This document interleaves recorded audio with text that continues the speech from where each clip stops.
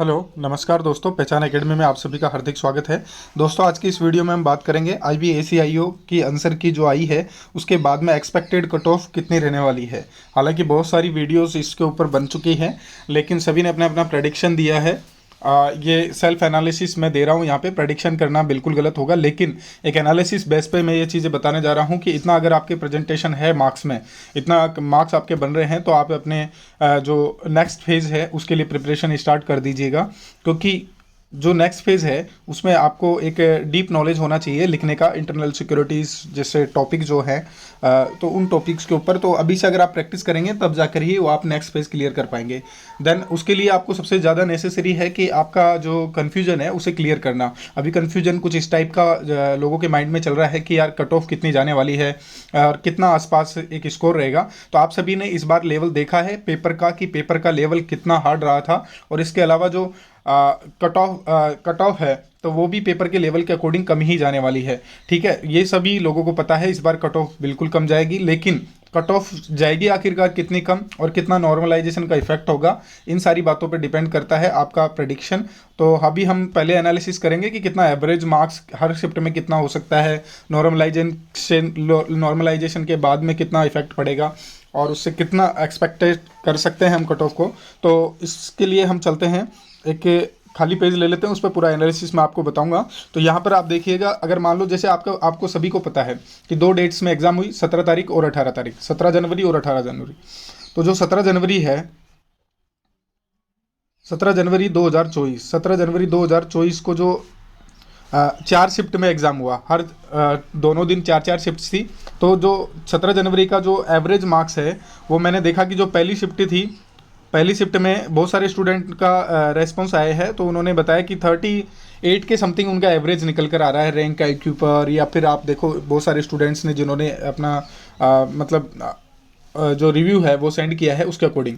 तो और दूसरी शिफ्ट की बात करें तो दूसरी शिफ्ट में है जो, ये तो आपकी पहली शिफ्ट का हो गया, दूसरी शिफ्ट में है ये 41 नंबर के समथिंग का एवरेज है। तीसरी शिफ्ट में है जो 34 नंबर का, सबसे हार्ड शिफ्ट यही रही थी 17 तारीख को तीसरी शिफ्ट। उसके बाद में चौथी शिफ्ट में है जो 39 का एवरेज मार्क्स निकल कर आ रहा है। अब अगर हम बात करें नॉर्मलाइजेशन इफेक्ट की, तो नॉर्मलाइजेशन में आप देख सकते हैं 5 से 6 नंबर तो इसमें बढ़ने वाले हैं, यानी 43 44 के समथिंग ये स्कोर हो जाएगा। उसके बाद में 41 से 42 या 43 के समथिंग, इसी में भी इतने ही मार्क्स बढ़ने वाले हैं। और यहाँ पर है जो सबसे ज़्यादा नंबर आपको एवरेज जो है बढ़ने का देखने को मिलेगा, यानी 10 मार्क्स प्लस में मान लेते हैं तो 44 का समथिंग नॉर्मलाइज के बाद में आपके मार्क्स इतने हो जाएंगे। अगर किसी स्टूडेंट के इतने आ रहे हैं तो आप ये मान के चलिए कि नॉर्मलाइजेशन के बाद में लगभग समथिंग आसपास इतना आपको देखने को मिलेगा। यहाँ हम 43 मान लेते हैं। ठीक है दोस्तों, तो इतना आपका 17 तारीख के किसी भी शिफ्ट में एग्जाम है और उसमें अगर इतना एवरेज बन रहा है या इससे ज़्यादा भी है तो आप इतना प्लस करके चलिएगा, यहाँ पे +5 कर लीजिएगा। और यहाँ पर आपको करना कितना है, यहाँ पर आपको ज़्यादा नंबर यहाँ पे नहीं करना है, क्योंकि ये ज़्यादा थोड़ा ठीक ठाक शिफ्ट था, अच्छा पेपर आया था इसमें, मतलब इजी भी था, और यहाँ पर सबसे हार्ड था, तो इसमें आप 10+ मार्क्स कीजिएगा। यहाँ पे आप +5 +5 मान सकते हैं। ठीक है दोस्तों, 17 तारीख का तो ये एनालिसिस रहा, और अब 18 तारीख की बात करते हैं। हालांकि देखो बहुत कुछ है एनालिसिस करने के लिए, लेकिन ये सारी बातें करने से कोई फ़ायदा नहीं है, इसलिए शॉर्टकट में हम बातचीत करेंगे। अब बात करते हैं 18 जनवरी की। तो 18 जनवरी को जो एग्ज़ाम हुआ,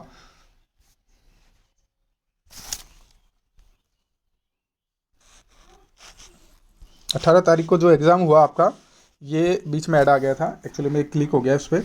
तो 18 तारीख को जो एग्ज़ाम हुआ है, 18 तारीख को जो हम शिफ्ट्स की बात करें तो 18 तारीख में जैसे पहली शिफ्ट है, पहली शिफ्ट में एवरेज मार्क्स लोगों के बन रहे हैं 44 के समथिंग, सेकंड शिफ्ट में है 43 के समथिंग है, थर्ड शिफ्ट में है 41 के समथिंग, और फोर्थ शिफ्ट में है जो 40 नंबर के समथिंग एवरेज मार्क्स बन रहे हैं। तो यहाँ पर ये जो सेकंड डे जो भी एग्जाम हुआ था उसमें सबसे मतलब ये फर्स्ट डे की बजाय, यानी 17 तारीख की बजाय 18 तारीख को जो भी पेपर हुआ था वो ईजी था, मतलब कंपेरिजन टू फर्स्ट 17 तारीख। तो यहाँ पर अगर हम देखें तो यहाँ पर जो ये नॉर्मलाइजेशन होगा तो यहाँ पे इफेक्ट थोड़ा सा ये पड़ेगा कि इसमें या तो एक नंबर का प्लस होगा या फिर माइनस होगा, यानी हम मान के चलते हैं क्योंकि माइनस, क्योंकि ये सबसे ज़्यादा स्कोर, एवरेज स्कोर इसी शिफ्ट का निकल कर आ रहा है।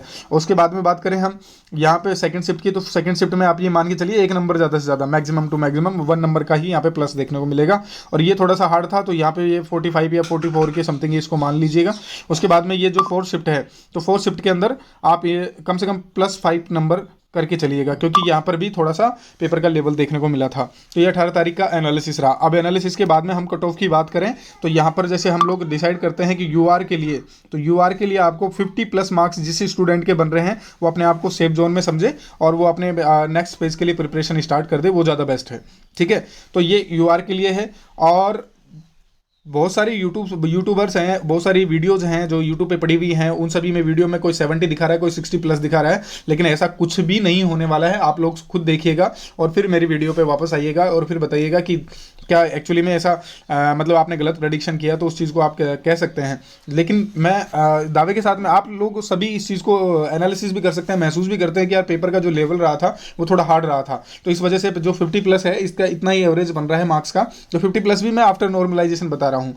तो नॉर्मलाइजेशन के बाद में 50+ अगर मार्क्स किसी के बन रहे हैं यूआर कैटेगरी में, तो वो स्टूडेंट अपने आप को सेफ समझे और अपने नेक्स्ट पेज की प्रिपरेशन स्टार्ट कर दे, बहुत ज़्यादा बेस्ट है। ठीक है, ईडब्ल्यूएस के लिए भी आप ये मान के चलिए कि 50% ही है, यानी 50+ ही स्कोर आपका जो है वो सेफ रहेगा। और इसके अलावा ओबीसी के लिए भी आप यही 50+ ही मान के चलिए, यानी 48 से लेकर के 50, ज़्यादा डिफरेंट नहीं रहता है, लेकिन 48 से लेकर के 50 स्कोर है जो, ये आप ईडब्ल्यूएस के लिए मान सकते हैं, ओबीसी के लिए मान सकते हैं। तो दोस्तों इन तीनों के लिए तो आप 50 का एवरेज मान लीजिए। एक्सपेक्टेशन जो है 50 के प्लस में ही है, यानी प्लस में इतना भी प्लस में नहीं कि 5 नंबर प्लस में हो गया, 50 के 1 या 2 नंबर प्लस में या फिर माइनस में भी मान सकते हैं आप, क्योंकि इतना ही एवरेज रहेगा, आसपास 50 के आसपास कट ऑफ देखने को मिलेगा।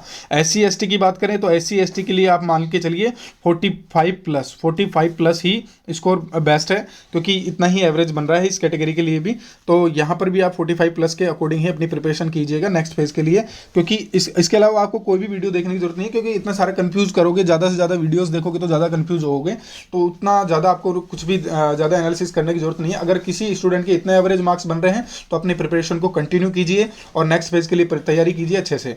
ठीक है दोस्तों, तो कैसी लगी वीडियो? अगर वीडियो अच्छी लगी हो तो आप चैनल को सब्सक्राइब कीजिएगा और नमस्कार।